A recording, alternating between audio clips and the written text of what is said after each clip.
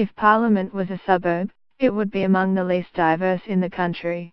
The forced citizenship declarations of MPs this week has not only revealed those with dual allegiances but has also allowed us to see for the first time if the diversity of Parliament reflects a multicultural Australia. In short, no, it does not. It is not only overwhelmingly white and male, but chronically underrepresents a growing Asian population, while overemphasizing the proportion of Australians born with British and European heritage.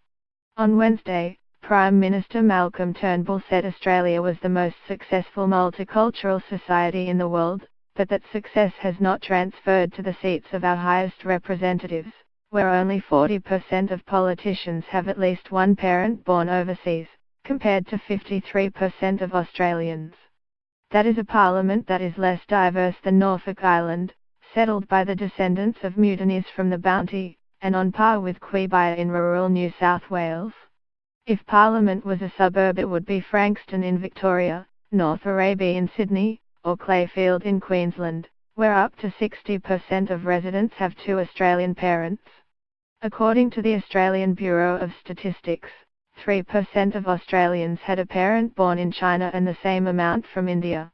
Yet not a single child of the more than 1.5 million members of the Chinese and Indian diaspora holds a seat in Parliament.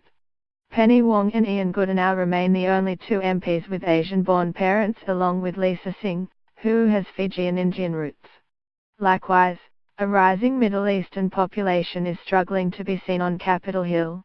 Just two of the 226 members of Parliament, Anne Ailey and Peter Kallal, are present to represent the country's 321,728 Arabic speakers.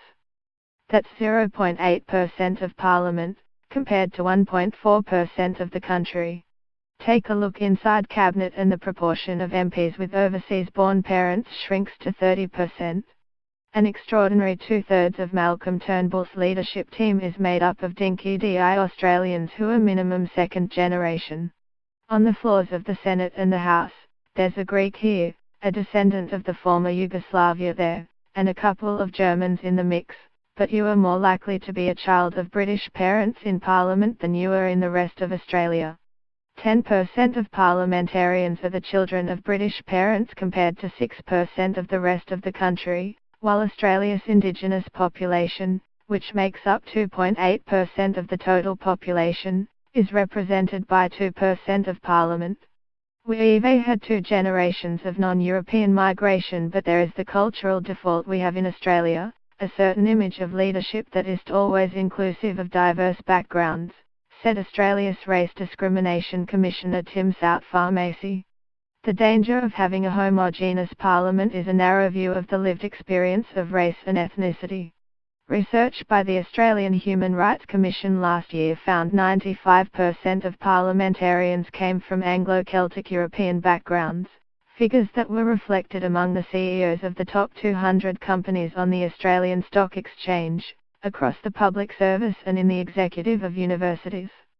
We've had conversations about gender but not cultural representation, and political parties have regarded this as an issue requiring special attention, Dr. Southfarr-Macy said.